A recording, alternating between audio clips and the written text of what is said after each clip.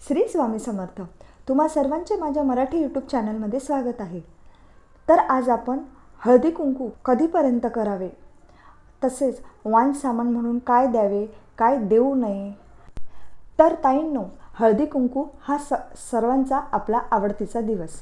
आपण सर्व एकमेकींकडे हळदी कुंकूसाठी जात असतो, वाण सामानाची देवाणघेवाण करत असतो। त्यावेळी वाण सामान देताना काय काळजी घ्यावी हे पण आपण या व्हिडिओमध्ये बघणार आहोत। तर व्हिडिओ शेवटपर्यंत नक्की बघा।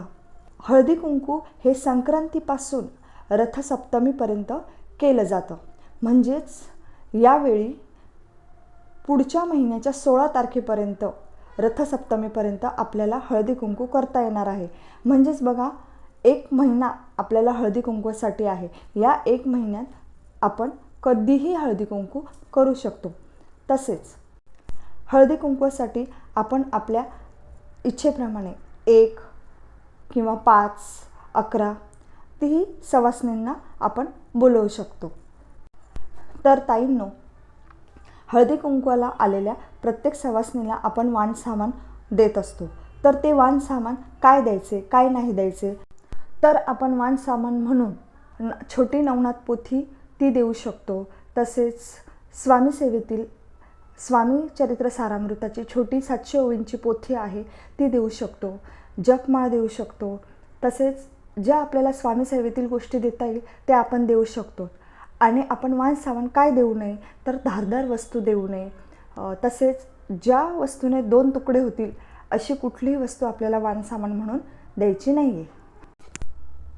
तर अशा पद्धतीने आपण हळदी कुंकू करायचे आहे। आता आपण बघणार आहोत बोरनान। तर आपण बोरनान हे 1 ते 5 वर्षापर्यंतच्या मुलांचे करू शकतो। बोरनान करण्यासाठी काळे कपडे घालावेत का, तर काळे कपडे हे चालू शकतात। जर नसेल आपली इच्छा तर आपण दुसऱ्या रंगाचे कपडे देखील घालू शकतो। बोरनान करण्यासाठी काय काय लागणार आहे, तर त्यासाठी चुरमुरे, लाह्या, बोरे, तिळगुळ, गाजराचे तुकडे, भुईमुगाच्या शेंगा आपल्याला लागणार आहेत। जे काही सामान असेल ते बाळाच्या डोक्याला लागणार नाही याची काळजी घ्यायची। कारण जेव्हा आपण बाळाचं बोरनान करणार आहोत तेव्हा बाळाच्या डोक्यावरून हे सर्व सामान आपल्याला टाकायचे आहे। तर हे बोरनान का करायचे, तर जेव्हा बाळ आईच्या गर्भातून बाहेर येते, ज्यावेळी ते कळते होते, तेव्हा बाळाला निसर्गाशी, सृष्टीशी जुळवून घेण्यासाठी बोरनान केलं जातं। आणि बाळाच्या आरोग्यासाठी देखील बोरनान करतात। म्हणजेच त्याला पुढील येणारे ऋतू बाधू नयेत म्हणून बोरनान केले जाते।